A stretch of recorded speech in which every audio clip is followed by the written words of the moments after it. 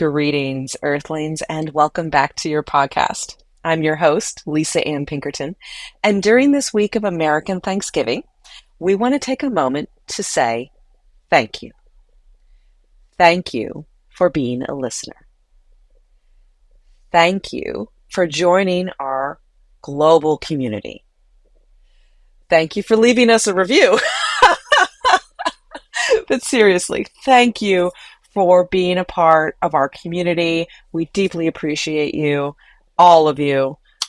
We would not be here without you. Thank you, too, to Resource Labs for having us on the network. In fact, to show our appreciation, we're bringing you an episode from another podcast on the Resource Labs network called SunCast. It's hosted by my dear friend and fellow solar warrior, Nico Johnson. And on the show, Nico leverages his nearly 2 decades of experience in clean energy and emerging markets to help listeners sort through the noise of everything that's going on in this industry and get to the straight insights. Just the facts, ma'am. And he talks to a lot of people who are on the front lines of the energy transition. So I hope you enjoy the show from the SunCast podcast. Hey there, Solar Warriors. I'm Nico Johnson, and this is SunCast. Each week, I pull back the veil on the life and business insights of clean tech entrepreneurs building the most noble and impactful companies of our time. I hope what you learn from this conversation is a catalyst for your own growth. So thanks for tuning in, and welcome to our tribe.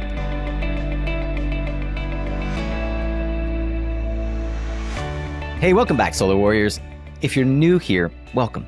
Thank you so much for giving us the one thing that you won't get back. We want to earn your attention, but your time is non-renewable. And for that, I am in your debt and your gratitude. Today's entrepreneur has bridged the gap between renewable energy and oil and gas. He's a brownfields expert on a mission to turn brownfields into bright fields. And he's recently become the informal chief spokesperson for the agrivoltaics movement here in the United States. If you're unfamiliar with Dan French, well, you're in for a real treat, as he's one of the most genuinely creative and energetic entrepreneurs and action takers that I've met in a very long while. Today we're going to unpack exactly what the heck is agrivoltaics. I know you have asked that question yourself if you've come across this term. And why should you care? Along the way, you'll get some insights into the career path of an unwitting solar warrior and climate champion who learned to leverage his corporate training and macro visibility into not just the energy, but broader market to bring economic and environmental prosperity to rural America. I hope that you subscribe to the show, because that's how you can ensure you won't miss out on our twice weekly content just like this. Tactical, practical advice and deep insights into founders' stories from over 600 different episodes. You can find all of it at mysuncast.com. For now, get ready to tune up your skills, Solar Warrior, as we tune into another powerful conversation here on SunCast. Well, as I mentioned, Dan is a recovering corporate lawyer known for his intense candor and his U.S. work focused mostly on energy, environment, and economic development. He's the founder of a company called DB Foresights, which we will talk very little, if any, about today.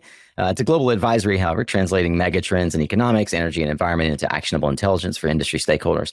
As the CEO of Brownfield Listings, you may have heard him on one of our peer podcasts. My friend Benoit interviewed him for Solar Mavericks way back when, I think episode 46, if you want to go check that out, we'll link to it. His trailblazing work is helping fix broken markets and manifest new investment for brownfields into bright fields. And it's open opportunity for thousands of projects across the country. But as the founder of Brightfield Productions, he's produced something that you might have heard of recently, both the Virginia Solar Summit and the Solar Farm Summit, both to great acclaim. Dan, super stoked to have you on the show today. Mr. Johnson, thank you. It's an honor, and congrats on 600 episodes. You refer to me as a chief, but you're one of the OG chiefs, and we're all grateful for your voice and your leadership and your platform, giving others an opportunity to shine, over a decade on now. So thanks for being an originator and a market maker in your own sense, a market maker in the marketplace of ideas. Thanks, brother. I appreciate that. I really have enjoyed getting to know you. And I think I shared with you, I'll share this publicly, that there was a minute where I considered myself sort of an event creator, and I saw what you were doing with this Virginia Solar Summit. And I thought at the same time, I need to get to know this guy. And I'm also sort of intimidated by him. Who is this Dan French? And what the heck is he up to over there? My hat's off to you, man. You've really created both simultaneously, and I think probably unintentionally, as I get to know you, a name for yourself, not something that you set out to do. You, like our friend Byron over at Jack Solar Farm, are not in this to try and elevate the grandeur of Dan French. And I truly appreciate that. I want to kick it off the way I've been doing lately. And I thought it'd be fun because I've said at the beginning here a couple of times, yeah, I do this thing because I've got my quotes on my desktop. So for those of you who are watching on YouTube, I do in fact have quotes on my desktop. This isn't some bullshit Nico says. As you can see here, the quote that has cycled through for this 30-minute segment at least is from none other than Mr. Zig Ziglar. And it says, everybody says they want to be free, but you take the train off the tracks.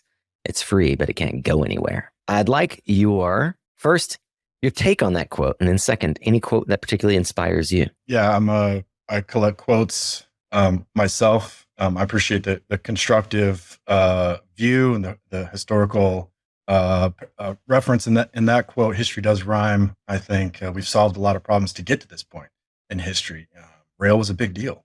It killed steamships. Abraham Lincoln I'm from downstate Illinois, did a lot of my growing up down there. Abraham Lincoln, before he ran for president, was a downstate Illinois lawyer on the circuit. He wanted to expand the Sangamon River to get to St. Louis. And they almost did that. Big infrastructure plan. But then railroads came just right after, and no one needed steamboats anymore. But for me, I mean, I think a quote that I hang on to a lot is actually Isaac Asimov, big fan.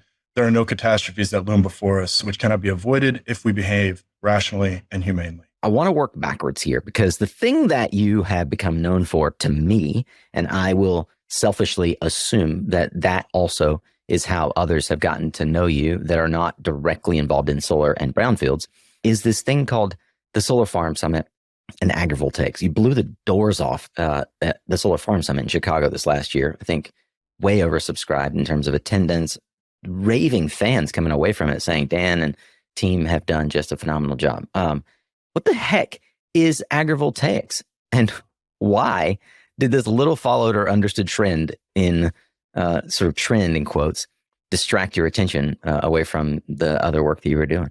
Thanks. I appreciate the kind words. I work with a great team, a small and mighty band. We've been working on these kind of land use issues, real estate development, redevelopment issues, focused on a lot, as you mentioned, brownfields to bright fields, trying, land recycling. You can't do anything else with a landfill but put solar panels on it. The degree of difficulty is higher. The cost may be a little bit higher, might need a little bit more insurance. But we saw agrivoltaics kind of coming in, dual use solar, agri-solar, agrivoltaics. It goes by many names, but it is about making use of the space underneath the solar panels. So not necessarily rooftop, but all ground mount. NROW would throw in greenhouses too. But if you're growing something or grazing something under the solar panels, we think of that as kind of the science of agrivoltaics at work. We think about it kind of cutely in three buckets. Agrivoltaics is crops, critters, or conservation. So proper crops could be corn, soybeans, could be fruit, and grapes, which actually thrive, could be critters. University of Wisconsin-Madison's looking at cows under the panels, as is Rutgers. Wow. But sheep are actually already taking off. We don't have enough sheep in the country already. We have solar developers who are breeding their own sheep because they figured out that sheep, they're not only green, they're not only productive for the soil, and they are great foragers. They actually help with wildflower pollination, but they're actually cheaper than lawnmowers as well. Yeah. And so the economics makes sense right away. I think if we're looking for kind of one phrase for agrivoltaics, it's the combination of photovoltaic and photosynthetic processes into a single synergized system. It's solar panels and agriculture working together in some capacity. There's debate, a lot of debate about exactly what agrivoltaics is around the country, around the world. Details matter, particularly for going for grants. And that's the really exciting thing. We're going to find out what agrivoltaics means very soon. There's a new bipartisan bill, SB 1778, if snuck into the Farm Bill, perhaps, which will expire at the end of September. It will task USDA to define what agrivoltaics is.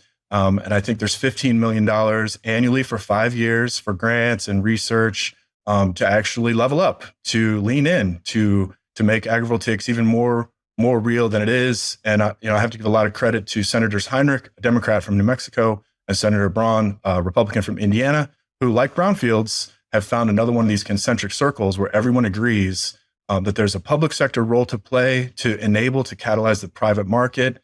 And this is exactly what good government achieves. I love that. You had already set me up to know I should read into SB 1778. Of course, we'll link to that in the show notes for y'all to go and read. It's 8 brief pages. Trust me, this is one that you really should go read, if for no other reason than Senators Heinrich and Braun and their team have, in fact, as of May 31st, 2023, introduced the bill and the definition of agrivoltaics. I'll read it for you.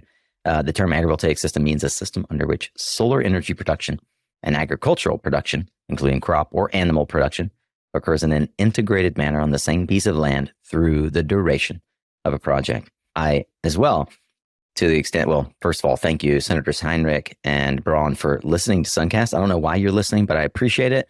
And so since you are listening, I just want to thank you personally as well for introducing this bill. And all congressional staff. Yep. And if you're part of their congressional staff, truly you are the yeoman helping Sherpa this important legislation into the halls of Congress. And the important work that Dan and I and the rest of our cohort in the solar industry do really does depend on the success of the mighty few who have the ear of our congressmen. So truly want to thank those who are taking civic action to inform our congressmen and to help them separate the wheat from the chaff. I think a lot of that work is also falling on the shoulders of today's guest, you, Dan.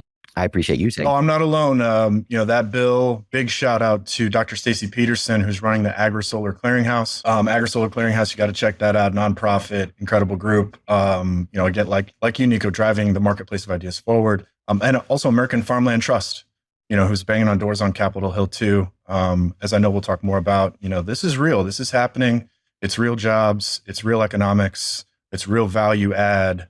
And that's why everyone's getting excited about it across the aisle and frankly across the country. Man, can I borrow that as our slogan, driving the marketplace of ideas forward? I love that. Please. My license freely, my friend. French You've earned gets it. The credit. We will talk a lot about the terminology of this Renaissance man, in particular the word I just used, because he used it a lot. But I really want to ask, so we've defined agrivoltaics, and it is I would say, controversial, not in nature, but in scope. It's a controversial term because people want to be able to carve out their own niche in each and every market and sector so that they can do what economics dictates, which is make money, helping make this a market. Why should I care about agrivoltaics? If I'm a solar project developer, maybe take it from the perspective of various stakeholders: solar project developer, mayor of a town, farmer, and maybe there are a few other stakeholders you'd introduce there. Why should I care? Isn't this just another way to put solar on farmland? To work backwards, perhaps, this is not about just putting solar on farmland. This is about upgrading the farmland. This is about crop resilience. This is about conserving water. This is about improving soil health. This is about restoring biodiversity. If we're just doing the conservation bucket that I mentioned, this is bee and butterfly oases. This is restored prairie. I'm from, again, downstate Illinois, and just in the news a couple months ago, we had a flash drought, still drought conditions in many parts of the countries. In a mini dust bowl, it kicked up enough dust to create blackout conditions. And there was a multi-car pileup, like 80 cars on I-55 South, and 7 or 8 people were killed. I come from a family in farming, and uncle's still farming. And we're feeding 8 billion people this way. But our monoculture, our dryland farming, if there's too much heat and not enough water and at the wrong place at the wrong time, we're still bad weather is getting people killed. Droughts, and we've talked about fires too, but we've got many dust bowl conditions, and maybe we need to go and go, patchwork. But putting on my developer hat, it may be very soon, maybe it's already true, that unless you're talking about a multifunctional or dual use project, the community will not approve it. NIMBYism is on the rise. I was in Richmond recently and heard about Fauquier County denied 3 solar projects in one evening, in one meeting. And they complimented the submitters. These are some of the greatest proposals we've ever seen. These single-use projects There's just increasing pushback and concern. A lot of it is legitimate. There's conspiracy theories about chips in the panels and radiation and pollution leaching into the soil, but genuine concerns about aesthetic or actually losing farmland, which a lot of first generation solar projects did. But just to shout out, one specific project in Colorado, it got axed, a Guzman Energy project, but then they changed the O&M plan to include grazing, to include native species, and they got their approval. So I think agrivoltaics is already saving projects today. It comes with an incredible stack of benefits, some of them externalities, ecosystem services, but we have communities that are facing stormwater and erosion issues. These things act like sponges and soak up the water. If you care about bees and butterflies, you want to do this in your community. And by the way, if you drive by, they're beautiful. Catch them in bloom. And it's some of the most beautiful, open, functional, breathing field that you'll find anywhere. I could go on, but there's many other hats and perspectives. But I miss jobs. We're going to need a whole generation of solar grazers, mobile vets. Yeah, we'll get there. I love that. What about you? So you mentioned the community will not approve it. Talk to me about the community, because I think that this is where a lot of solar developers who don't come from a purely real estate background the way that you do, or who have worked with brownfields, which have to directly engage with, I'd say in some cases, kind of intellectual, if not hand-to-hand combat with the community to try and redevelop sites. They miss an opportunity to better understand the long-term impact this asset has on the community. Absolutely. And maybe very soon investors won't be buying single-use projects. By the way, you're going to have to go in and fix them later. And I'm hearing more and more of these stories about project failures. We did rush. Unfortunately, there's too many first-generation solar projects that are failing or set to fail. With climate change coming on, with record rainfall, with record washout, we didn't really think about the vegetation management. Yeah, what sort of failures, just so people are clear? Well, I've seen washed out roads.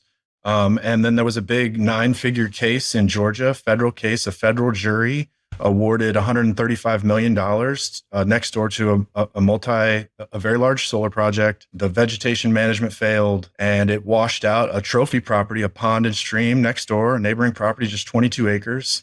The actual damages were in the neighborhood of 10 or 11, maybe $12 million, but the punitive damages was a 9-figure judgment. And, being an attorney and being a real estate developer, kind of meta developer, we have the most jokes about us, and in the community we have the worst reputations. People don't want to talk to lawyers, and they're very skeptical of developers. And we have to approach like porcupines in mating season, very, very slowly and carefully. This is where I think the brownfield experience is really useful, because we're not reinventing the wheel here. Brownfields created a necessity. There is a lot of extra public engagement that has to happen by law after Love Canal, after Silent Spring by Rachel Carlson, started bipartisan. It was Nixon that created it. Those playbooks are there. Those community engagement tips and tricks. I would encourage everyone, check out EPA's Brownfield program. It's amazing. Go to the Brownfield Conference. The big one's in Detroit this summer. You can go see how people are dealing with some of the most problematic projects, like Superfund sites. People really care about this stuff. But my advice would be begin with the end in mind, to borrow some Covey wisdom there. Put the land first and the community first. Work backwards like brownfields, because you can't wait till the end. You can't wait till it's going to blow up at the closing table or at the approval in the meeting. If you don't engage the community first, if you're not coming with how this is going to come back to the community when it's done, you're probably not going to get your project approved. Yeah, a fellow communicator and Virginian and friend, Mike Casey from TigerCom, has been also beating the drum here on community engagement on behalf of some of his clients in some cases, but also just generally noting that across the aisle, it is accepted that the cause of sort of energy resilience, the opportunity for domestic energy production through renewables is something that is a bipartisan issue, and that NIMBYism is real, right? Just a hat tip to the work that is happening. You mentioned some of the folks, but the work that's happening to raise visibility, not just in the communities that solar and other renewables are good for the community, but to the developers, that they can't ignore the same communities that they're building these. They can't just go sort of lock up. We used in industry terms of lock up property and interconnection queues and then make these big PowerPoint decks and sell their projects to Brookfield and next era and move on without any consideration for the local community and the impact. You've spent. We will back into eventually some of the career that led you where you are, but you spent a lot of time thinking about land use. What's so compelling about combining solar energy and agriculture that's animated such a strong passion in you to accelerate the adoption of this dual use practice specifically? Thanks, Jed. Never intended to do real estate. Didn't take a real estate law class. Never intended to do brownfields and just fell in love with it. The opportunity to eliminate negatives and accentuate positives, flip something that's upside down, literally negative value, and turn it into a positive. The studies are clear. It raises values miles away. You can look at the ripple on the map. And I've been in those public meetings. People cry. You go redevelop the biggest property in town, this albatross that's everybody drives by every day and runs them down, and you turn it into a vibrant community center, and you're changing lives. There's nothing quite like that. So land use for me, my passion, began in this crazy world and noise, and we don't know what the future is, and how can we? It feels so big, and I see the young people now, and a lot of people they're defacing art, they're throwing paint on yachts. Which I salute your passion, but we need electricians and we need people to put up more solar panels. We need to solve these problems. And sometimes it's polluted groundwater. Sometimes it's an eyesore in the community. It's a nasty Love Canal Superfund situation. But for me, agrivoltaics, this next level of the land use renaissance, we're solving for abundance. We can optimize for crops. We can optimize for critters. We can save the bees and butterflies by optimizing for the conservation, as I mentioned, so that it's this stack of value add. I've always looking for solutions, and I've rarely found this just total bundle that's ready to go and merges industries with their own momentum. And there's a lot of, the reason that the Solar Farm Summit was such a success, we move by moving others. First of all, we have a catalytic model, but there's so many professionals already doing this work. And some of these things like bees and butterflies, people have been doing the right-of-way movement. Lady Bird Johnson, we've been working on flowers and bees for quite a long time. And it's more about just coming together, crystallizing the forward vision, executing together, exchanging these best practices, and getting our best projects built. You've mentioned a lot of benefits, and a lot of it for the data-minded may feel a little touchy-feely. I know our friends over, I won't even mention specific developers, but we know developers who've leaned really heavily into not just practices, but measuring the effect of those practices.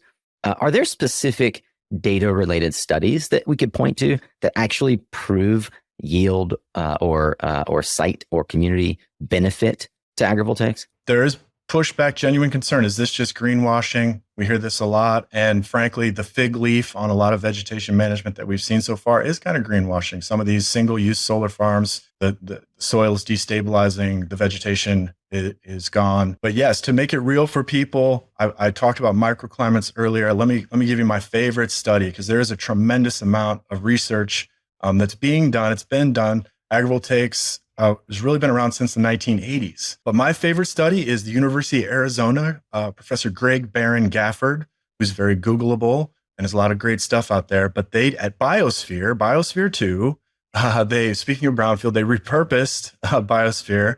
They, under the solar panels, they grew peppers and tomatoes in this microclimate, which can cool off the ground in the neighborhood of 10 degrees Celsius. So they doubled the tomato production while only using 70% as much water. They tripled the pepper production while only using half as much water. So when we're thinking about climate change coming on in the world getting hotter, we're thinking about heat domes in Mexico and the Southwest, or China breaking records, or India, or Sub-Saharan Africa, or Australia. We need shields to protect our crop production, and agrivoltaics provides that answer. We can cool the ground off. There's less evapotranspiration. Plants sweat. If they get too hot, like you sweat, and if you sweat, you can't grow, basically. If a plant gets too hot, it's not growing and it's not producing fruit or veggies. So it kind of freezes. And if we can create more ideal conditions, conserve water, then like the peppers, we can actually they tripled pepper production with using half as much water. Tell me we can't feed 9, 10, 11, 12 billion people, even with climate change coming on, if we start to get serious about agrivoltaics. They're doing it in France over grapevines, and they don't mess around with grapevines in France. They're doing it for qualitative gain. They actually, some of the new tilting systems, they're hooking up to AI or a real-time monitoring and adjusting the panels and the light to give the grapes ideal conditions. So they're making better wine with agrivoltaics. That's so cool. And when we introduce machine learning to this, it's going to be like the yield is going to, again, double or triple. It's amazing when we're able to, I mean, think about this, folks, and this is cool. A lot of folks kind of like to denigrate the oil and gas industry, but a lot of the wonderful innovations that we have in the world that is now taking over sort of everyone's psyche, ChatGPT and like generative AI, a lot of the original AI and ML came out of like government projects and oil projects trying to optimize for how to reduce costs of well exposure, right? Like basically drilling and not finding anything and how to figure out. So I think that a lot of the work that is going into just making the world smarter and more efficient is thanks to the electric revolution. And now that we've got this sort of data and AI revolution at the cusp, when we combine those two, we're imminently at the place where, to use your word, we have a renaissance in food production and civilization stability. The ability to generate electricity on site is part and parcel to that. And legacy energy is moving in a big way. They have the money, they have the expertise. Let's talk about BP and LightSource. They're going huge on agrivoltaics. They have an agrivoltaics director. Let's talk about Shell buying Savion. They have a director of agrivoltaics and farm operations. They're raising their own sheep. Or BayWa, a European company who's coming to the United States. So the utilities, shout out Dominion, who's got a big solar grazing pilot project that they're scaling up in Virginia. They're also doing a lot of offshore wind and really leading the way. You had Bob Blue, on the show recently, and that's okay. You know, capitalism has its good things and its bad things. One of the good things is they are agnostic. The money does flow like water, and as long as there's profits, they kind of don't care, and that's why they're stranding. We almost have a new generation of brownfield problems. A lot of the fracking wells, they're being stranded because they'll just leave this stuff behind and invest in the new thing. We have to take advantage of that. But there is also a new way of thinking. I'll also say a lot of the big developers, instead of buying and flipping land, flipping projects, they're buying land. They're holding on to it. Maybe carbon credits are around the corner. There's a new economics of the land. We're literally not making any more of it. And 8-9 billion people, and then many, many hundreds of more in the middle class, like the entire global economy is about, as we become old men, Mr. Johnson, annual global GDP somewhere in the neighborhood of 100 trillion. It's going to be 200 trillion and 300 trillion. I don't know when, or it won't be a straight line. But I remember when people were making Dow 10,000 hats and thought it was a joke. And now Dow is 30,000, whatever. So the world hasn't blown up yet. I see a lot of constructive problems. But what we're talking about right now, agrivoltaics, there's a medical renaissance. That's somebody else's podcast. But a lot of solutions, not in the forecast, not a projection, in the pipe. You mentioned growing up in rural Illinois. Talk a bit about the family environment that you grew up in, the community. And I'm curious in particular if you can trace back to sort of the career path that you have taken, any of the early foundational milestones that may have indicated the path that you were headed. Absolutely. My mom was in high school when she had me. We kind of grew up together. They were out in the world. It was a different time. Before we broke new oil and gas production peaks recently, it was the summer of '69 when U.S. oil production peaked, and we kind of had decline after that. People were waiting in line for gas in the 1970s, like my old man. But a scrapper and an entrepreneur, him and my mom both. I learned a lot of lessons from that. He was a scout. We camped, we hunted, we fished a lot. And it was all about craft. It was all about skills and tools and a lot of MacGyver action, making things work. I didn't realize I was kind of prepping to be a brownfielder, working with whatever's there, working backward with what you got, making the best of what you got. A lot of that sunk in my career. Didn't really know what I wanted to do. I knew the world was changing. I wanted to get into the global game. Globalization was hot, it was kind of coming out in the late 1990s. So I decided, do I go in the military? Got some military family. A lot of people wanted me to go into politics. I thought, no, I'm going to go to law school. I kind of punted. I found a lot of things in university that interested me. I studied economics. I studied science, language. I took an awesome history of the prairie class. I read a great book, Ecological Imperialism. So about, Europeans taking their pigs with them to the islands, and the pigs causing as much destruction as the actual, germs too. Another book I love is Jared Diamond's Guns, Germs, and Steel, which won the Pulitzer. So I knew all those pieces, the big macro physical hardware pieces of the world were changing, but I wasn't sure. So I was like, you know what? Let me just keep getting smarter. Let me get more skills. And as I got into law school, found a knack for, transactional law. I focused on tax. And I didn't really love it, but I knew that it would get me in the game. I could do it. I was good at it. And after law school, I got a master's of law. I took off to Europe. I had kind of bought into the belief that America was in permanent decline. The EU was super hot at the time. There were more IPOs on the London Stock Exchange than the New York Stock Exchange. The dollar was going down. The euro was going up. They had, 100 million more people in the common market. And I wanted to understand the new EU supranational experiment. And that's what eventually got me into brownfields. BP, I was looking for a job in the EU, but British Petroleum found me, hired me back to the United States, where I got a crash course in real estate, a crash course in brownfields. So I was doing due diligence on billions of dollars worth of real estate. But I found my true passions, as I mentioned at the top of the show, fell in love with brownfields, saw how you could, flip things upside down to right side up and create real, tangible, undeniable, unspinnable opportunities for real movement of the board, for Republicans, for Democrats, for the unaffiliated. Like, how are we going to build our way out of this? Let's start with the worst. If I can at least eliminate a lot of the planetary negatives, maybe we'll have a shot. I want to go into the area of your time with BP, because I think it was really instructional and foundational for who you've become. But I'm curious, before that, is there any particular career path that you did not go down, but always thought you would? I thought about the military a lot. They recruited me pretty hard, even in law school. They wanted me to join JAG. There was this idea, Mad Max would be here by 2020. We'd be fighting over the last tank of gasoline. Peak oil was huge. The resource wars arguably had already begun. We were in Iraq. We were, the global footprint of the U.S. military. We were very much interested in securing global trade, global supplies. Even Alan Greenspan, kind of admitted that the Iraq War was ultimately about oil. That's why it kind of had jumped to the top.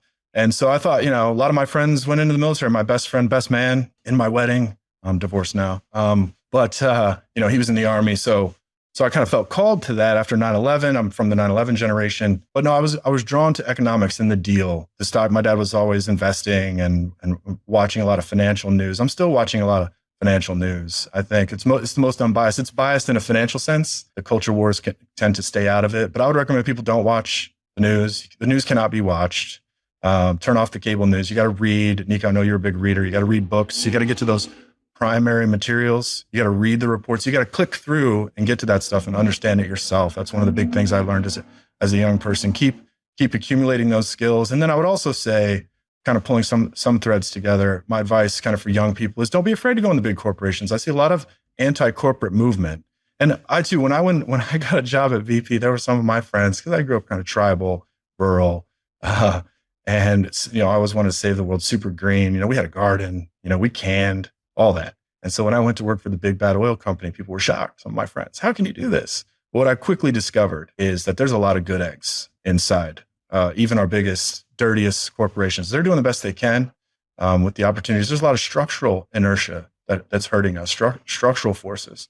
But I'm very proud of a lot of my friends still in big companies that are look at us now. They're leaning in, they're thinking differently. There's a new conscious capitalism that's taking over. And so I would recommend, if you want to make things happen, don't be afraid, even if it's a temporary journey. Like for me, I was at BP 5 years, about 10 months after the spill. But I learned, so much. I think you're right. It permanently changed the arc of my career.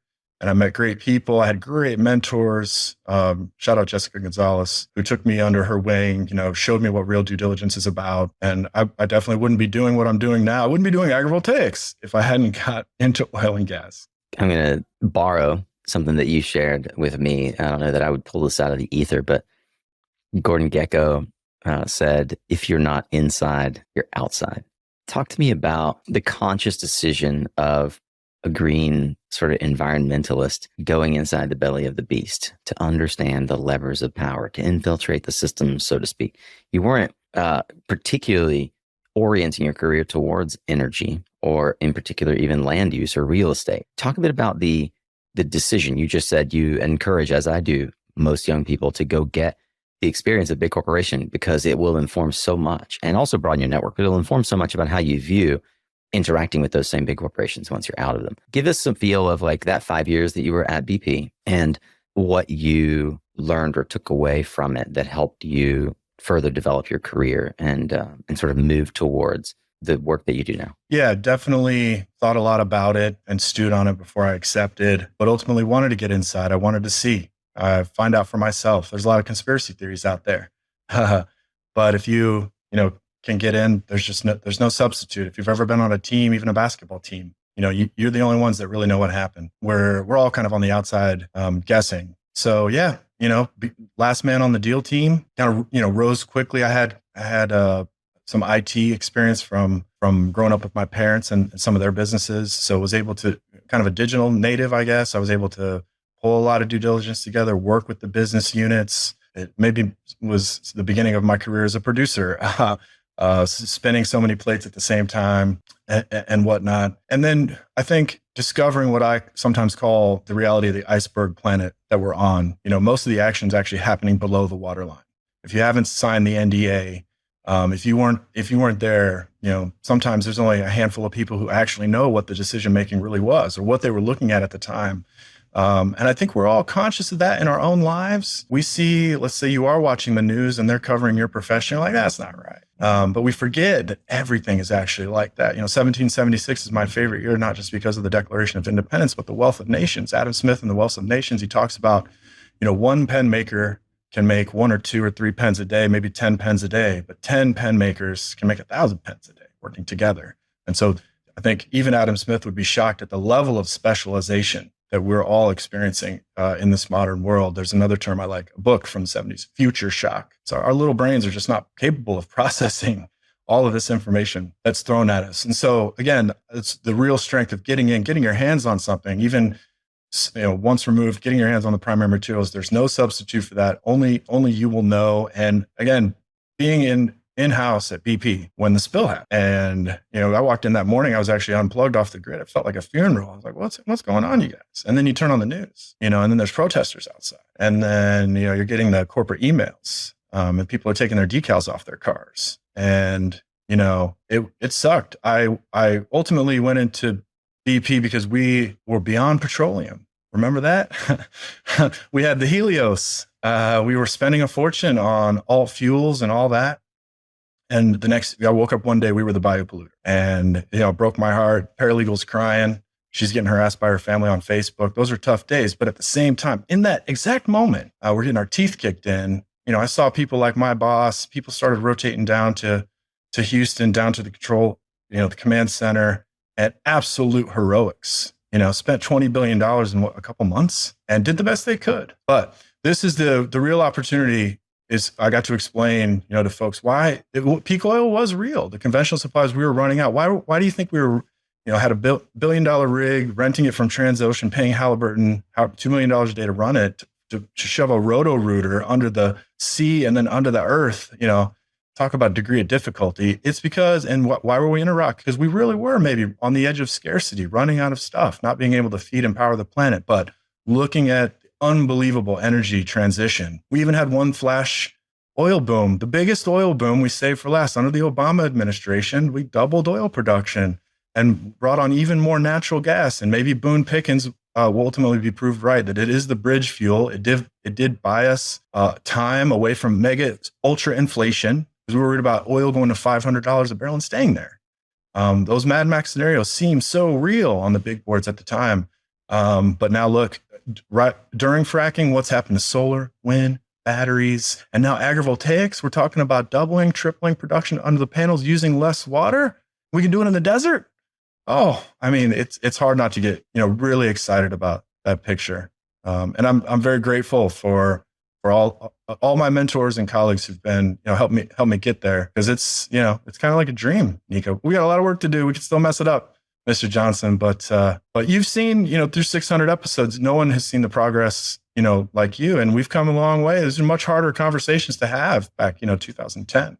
That's true. I remember in what you just referenced, a lot of folks that have followed along will know through my various sort of turned the mic interviews that in 2013, 14, 15, I was in Central America and Mexico and Caribbean, South America, developing solar projects. And I remember, never forget this, sitting in Daniel Addis's office, the founder and CEO of Kawa that owned Conergy. My job was to try and find projects that he would invest in. And they were looking for projects in Central America that would be double-digit unlevered returns, because that's what was expected for developing nations to compete with the sort of 6 to 8% unlevered returns here in the United States. And he looked across the table and he said, you're asking me to make a bet against a future where $50 barrel is the norm. And this is 2014. And he said, I just can't do that. He said, I'm not deep enough in the oil industry to make that bet. And what I see right now is that we're headed that direction. And I don't know how long it's going to stay there. To his credit, it was at least 5 years of uncertainty and turmoil, seven years before it actually got back to $100 a barrel. But it dropped down to, I think, $35 or $40 a barrel. It's crazy. Anyway, I well remember I love where this conversation has gone, because it is, you have to look at history to predict the future. And, one of the ways that you have done that from a predictive aspect is the deep work that you did in brownfield. Some of the times that you and I have chatted, you've referenced what I would expect from a corporate lawyer, candidly, and the kind of thing that most, I feel, colleagues who don't have corporate experience, don't ever really get access or glimpses into, the idea of playbooks, the idea of the way that things are done that accomplish and move project movements along, right? It's something that's well established in corporate environments, in the halls of BP and Procter & Gamble, right? How to affect change, how to get congressmen on your side, et cetera, et cetera. Can you talk a bit about the brownfield playbook, so to speak? And are there lessons from that redevelopment experience that you had at BP that might translate into useful solutions for solar as you really scale up this product? Yeah, great question. We touched on it just a little bit before, but BP, we always got local counsel. I think that's a great place to start. The brownfield playbook, one of the key frameworks is just thinking local, acting local, starting with the locals, including the locals. In brownfields, pollution, Superfund, it's required by law. That's definitely a key piece, for corporate America. And I'm glad to see that orientation is changing. But it works on the other side too for our community friends who are listening. There's a lot of communities being passed over because they're looking at you and you look uninvestable. And again, money flows like water. So you got to prep, you got to prime. It's in brownfields, it's important for the buy side and the sell side to get active. You got to shine up your brownfields a little bit. That's why the brownfield grant program is so key, because it just pays for that first test. There's a lot of developers who don't want to spend $20,000 only to find out that they're going to have to spend $1 million more to clean it up. And so that's where the public sector role comes into play. But it's more about a way of thinking, adaptive reuse. There's no pretending. We got to deal with a brownfield as it is, and we have to work backwards. So it's kind of the difference between inductive and deductive reasoning, but it's very, it's real, and it's necessarily collaborative.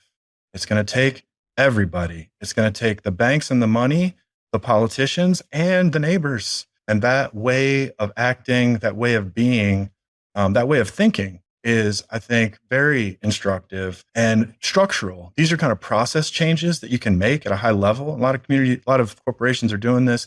ESG has been a helpful force in this regard. Hiring the right people. There's a lot of debate about ESG, but I am the E in ESG. Or I felt a lot of that. These environmental things, these externalities are real. If groundwater is polluted, it's real. And so that kind of realistic, or sometimes describe my work, it's functionalism. Is this going to work? No. Okay, let's move on to the next thing. We're not coming in with preconceived ideas. There's no room for politics, quite frankly. And also the benefits are real. You're solving those real problems and adding benefits, whether it's the jobs, whether it's the environmental gains, or whether it's the wider community benefits. And this is why, the brownfields bill always sails through 99-0 in the Senate. Republicans and Democrats kind of all agree. So, yep, we got to renew I think the last 4 presidents in a row have all renewed the brownfields bill, and then it's gone mainstream. So I've pivoted away from brownfields a little bit because it's kind of mission accomplished. Brownfields got in the bipartisan infrastructure bill, and now in the IRA, even DOE has cleanup money now. Because we talked about NIMBYs and agrivoltaics before, but the only other thing that NIMBYs really love, other than dual use, happy little sheep under the panels, is eliminating some of these brownfields and landfills. And frankly, again, working backwards, shout out BQ Energy, Paul Curran, first person I saw putting solar panels on landfills. And I was like, that's it. Because it's an end use analysis.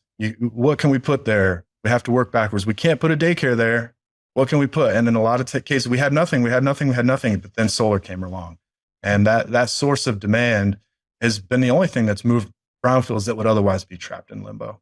Yeah, I remember. I'll never forget the first time I saw, and it was mind blowing. There was, I believe it was in Georgia, a landfill, and a lot of these landfills are capped with this butyl membrane, right? It's like rubber membrane. It's thick, and it is going to be there for 1,000,000 years. It's meant to trap everything inside, and they have these vent pipes, it generates natural gas, and that was the first sort of dual use of these landfills. And then we were able to take this fairly rigid material known as silicon photovoltaics and turn it into a flexible material through companies like Unisolar. And a smart developer said, wait a minute, this stuff sticks to anything. And they literally stuck these solar panels onto this butyl membrane in the fields of a landfill in Georgia. And it blew my mind. I was like, man, we are truly seeing a renaissance in how the land is used and how electricity is generated, and how we decentralize the economic engine that is our utility infrastructure in the United States right now, and I think around the world. You mentioned both running the brownfield playbook through agrivoltaics, and how the Brownfield Act always gets renewed 99-0, like nobody's got a problem with it, bipartisan. How is agrivoltaics ringing a lot of those same bells right now? And after, I want to hear just generally what you see happening and who is championing it on the Hill. And then I'll follow with a question around bottlenecks. Yeah, it checks a lot of the same kind of boxes, eliminating negatives, accentuating positives. I've mentioned, a lot of the economic, environmental, and energy benefits. I think we're all kind of familiar with those, but these agricultural gains are the next layer. It's going to carve out an exception. Even if you're against solar, kind of can't be against agrivoltaics, because a lot of the things, while you might be against large scale solar, agrivoltaics actually either solves that problem, leans in and has a solution, or makes it better.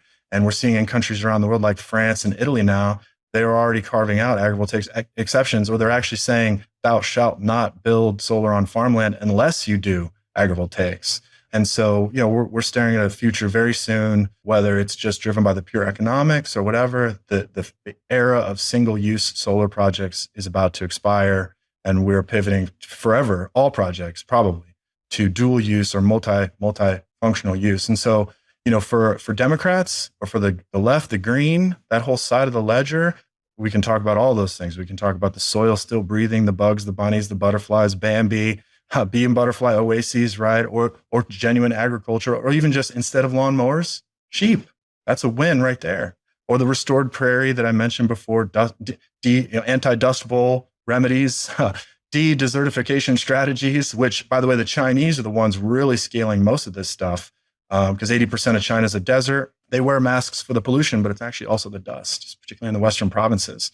And they just don't have any fresh water. So they're going big on that. But on the other side of the house, the Republican side, the economic side of the house, the Wall Street Journal, the money, this stuff pencils. I didn't mention it, but vegetation under the panels actually cools the panels a little bit and improves their performance and improves their operating life. So there's true synergy and symbiosity here, but the sheep save money on the lawnmowers, which we love.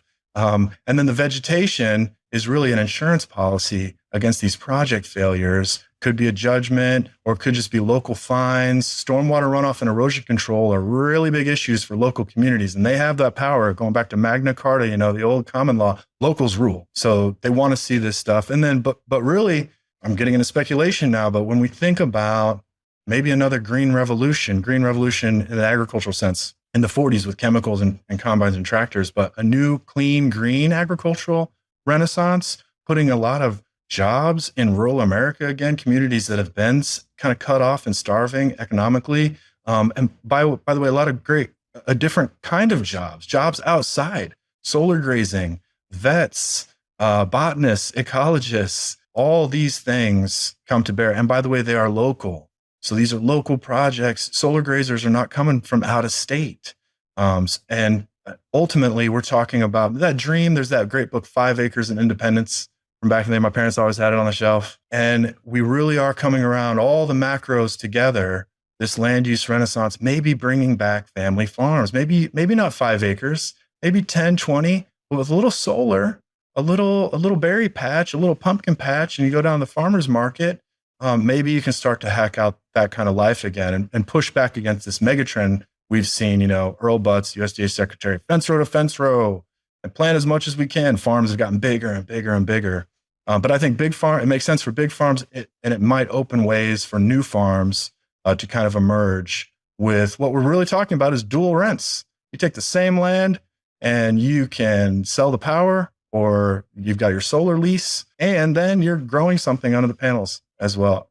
So literally double rent. I'd never heard of this, but I just found 5 Acres of Independence, a handbook for small farm management PDF on Reddit. So I'll link to that under the subreddit self-sufficiency, by the way, as one might expect. Look, this all sounds great, but as we know, nothing goes sort of as smoothly as we want it to, even if it's 99-0 in Congress for brownfields. But what are the bottlenecks right now holding back wider adoption of agrivoltaics? Great question. Thank you. And yeah, brownfields, we haven't gotten all the brownfields either. It's still very hard. The degree of difficulty is still very high.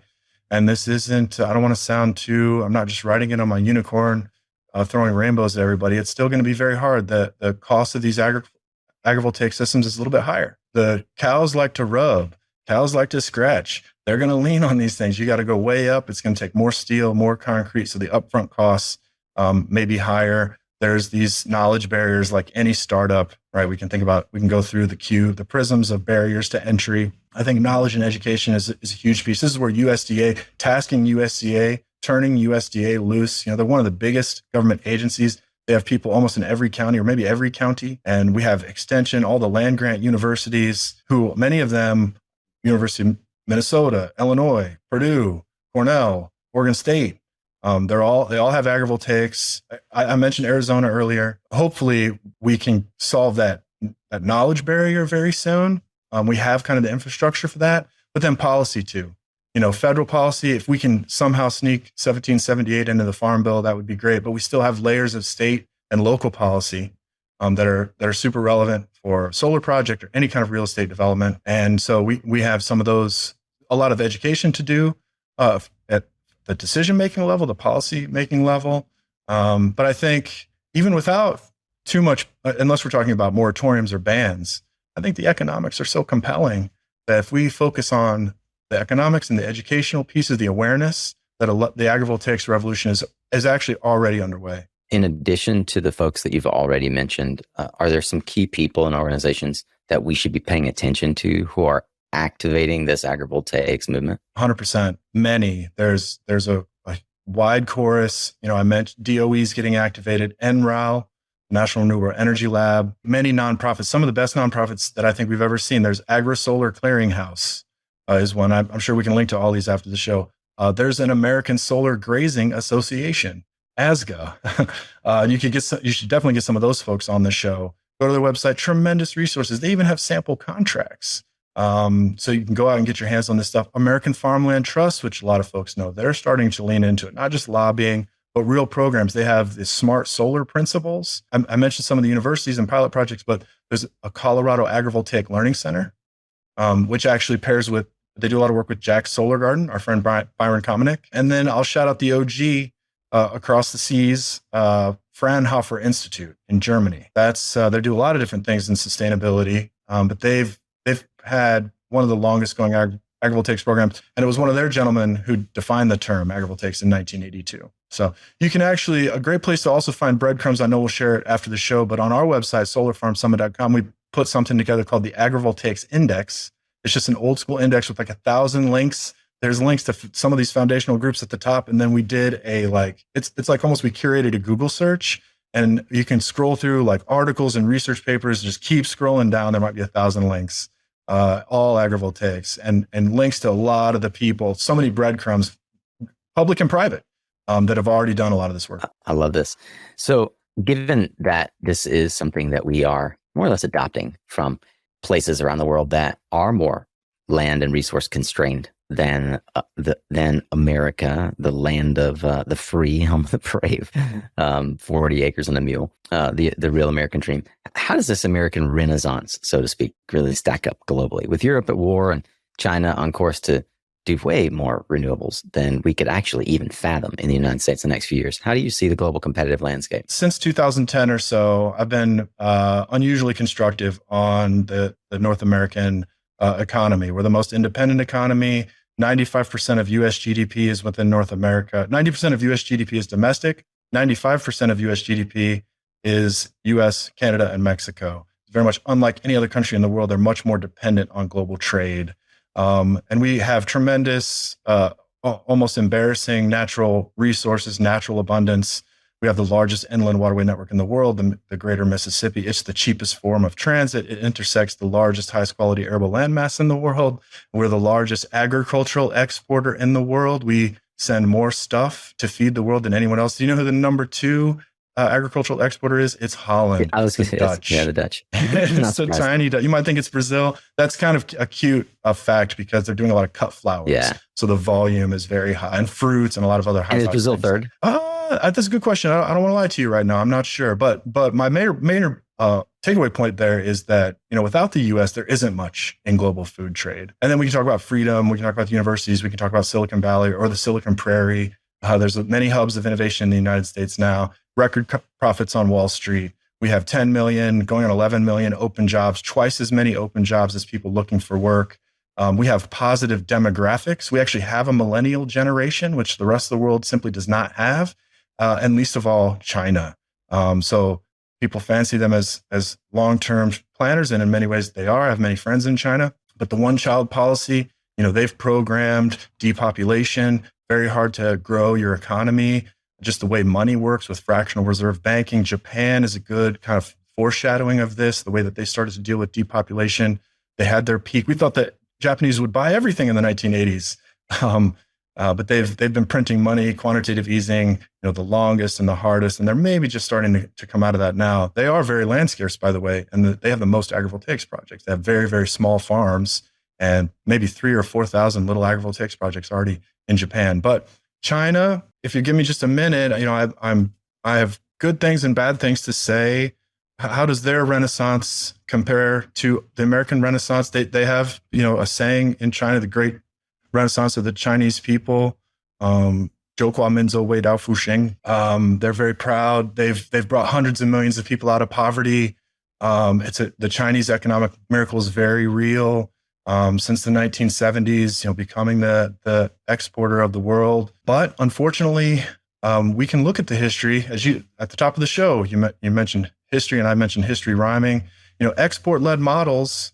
All the curves always look. We can pull up the United States. We can pull up Brazil. There's always a peak, and then it declines. Their population has peaked. They've actually restated their population. They may be overcounted by 100 million people. So they've pulled forward all that. The Chinese population may be half of what it is now in the 2050s or by 2060.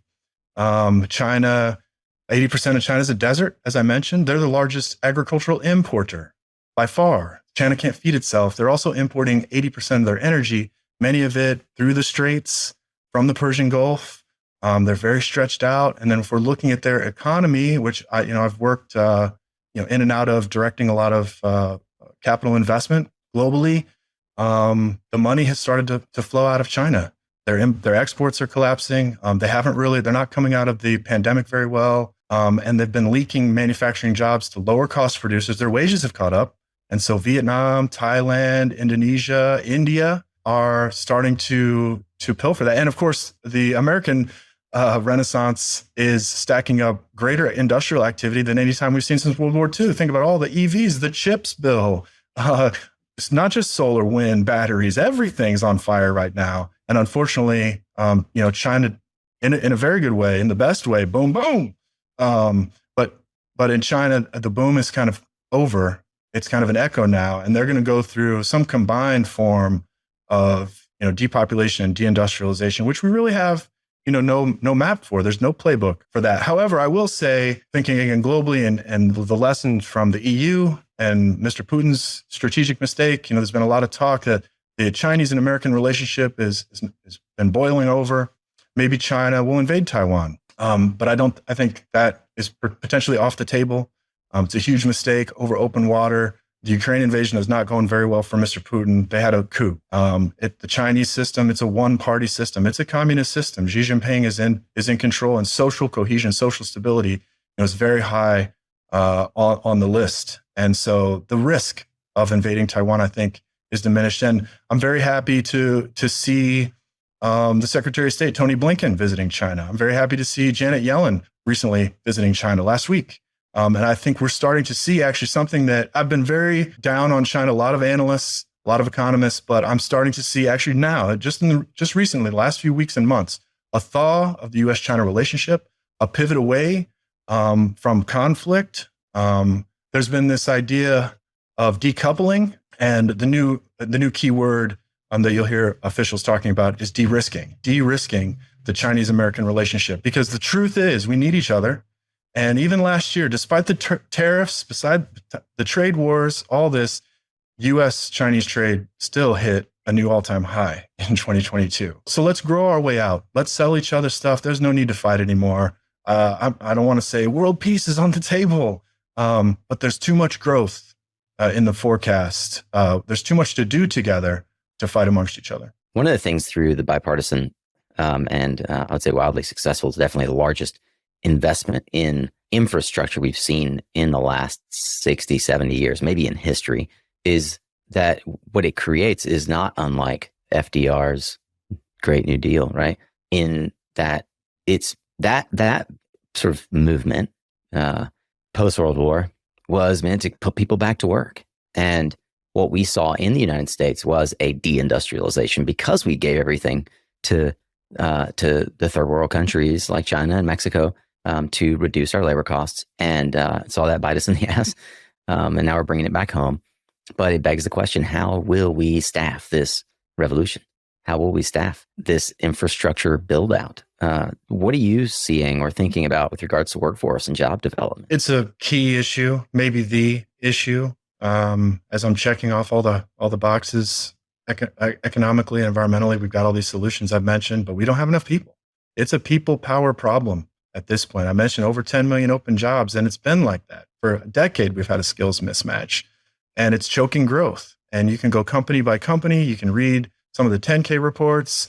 Everybody's talking about this. It's only getting worse. Less immigration hurts on the margins. It's just a fact.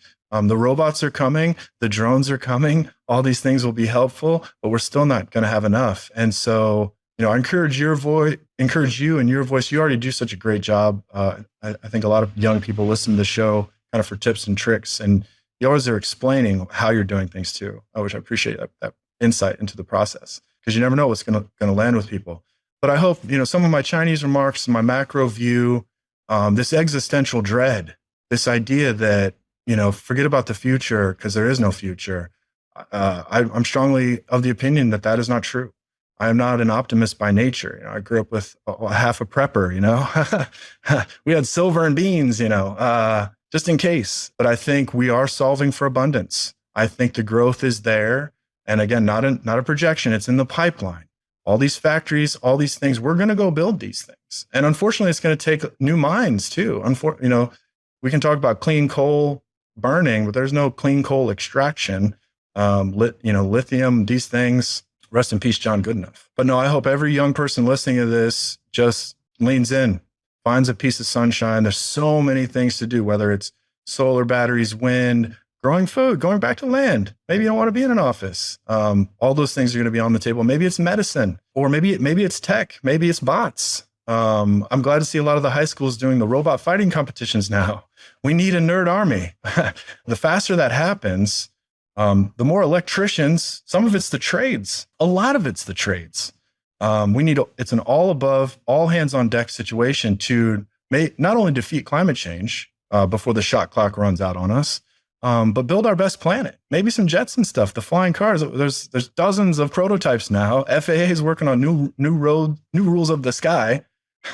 And Elon has started this space race, and we're talking about now putting the industrialization of space in the pipeline. There's 2,000 space startups in the Valley now. I talk to many and get pitched. A lot of them are resource companies. We're going to go up and bag some of these small asteroids. We're going to grab our lithium up there and our zinc. And a lot of rare earths are not so rare in space. And with these new big rockets, we're talking about 100 tons or 200 tons per launch to orbit. That's as much as a 747 or two. 100 tons is a lot. And so like trains, I love your quote. We started out talking about trains. And have we invented space trains? Not quite. But recyclable 747s to orbit. And we're going to start to put a lot of dirty industry in places where there's no bees or butterflies or spotted owls.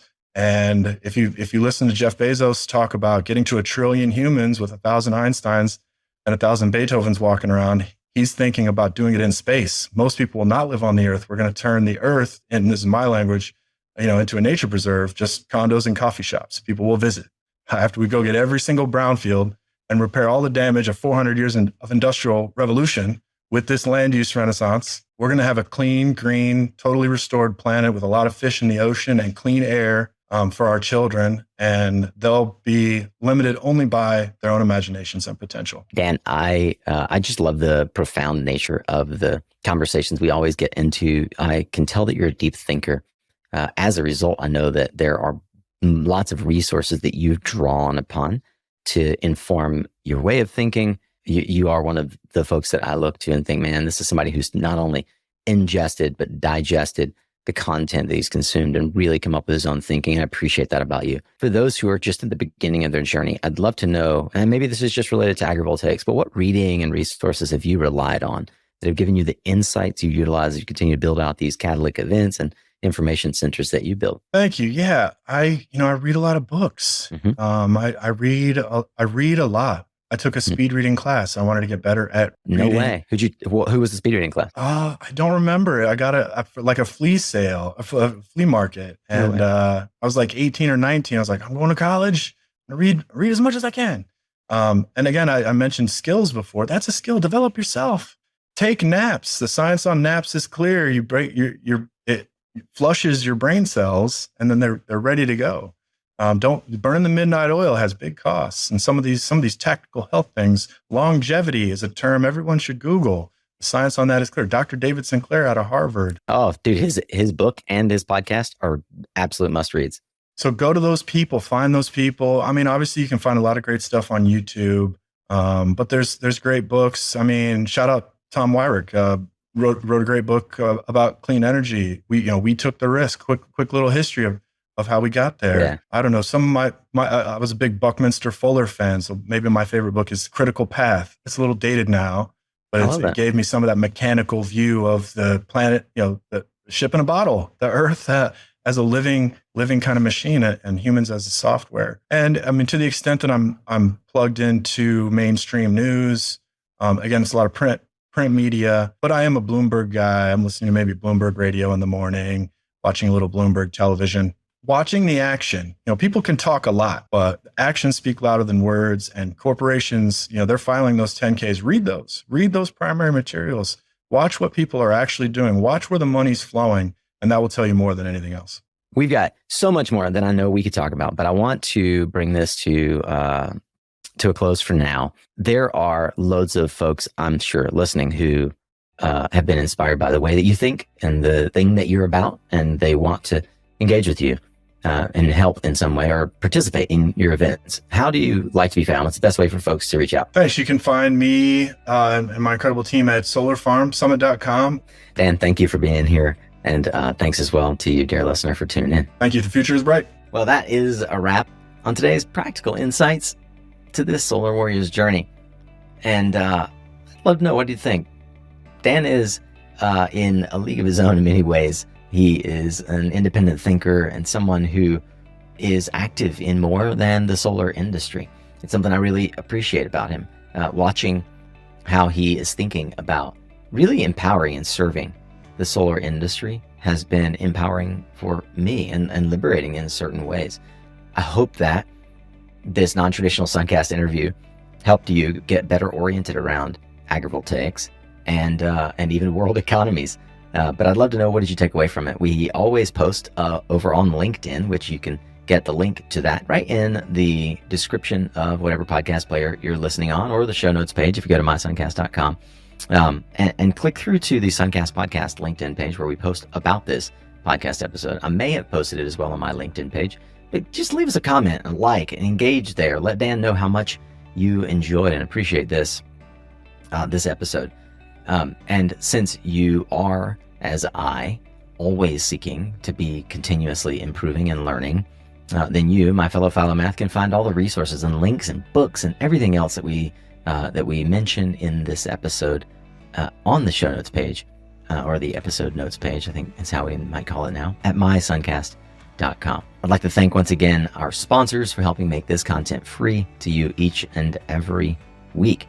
They front the money so you can front the time. You can learn more about their offers and who they are, what they do in the industry at mysuncast.com/sponsor. That's also where you could learn how to partner with us to reach thousands of solar warriors and clean tech champions twice a week, just like they do. Remember, you are what you listen to. Thanks again for showing up, Solar Warrior. It's half the battle.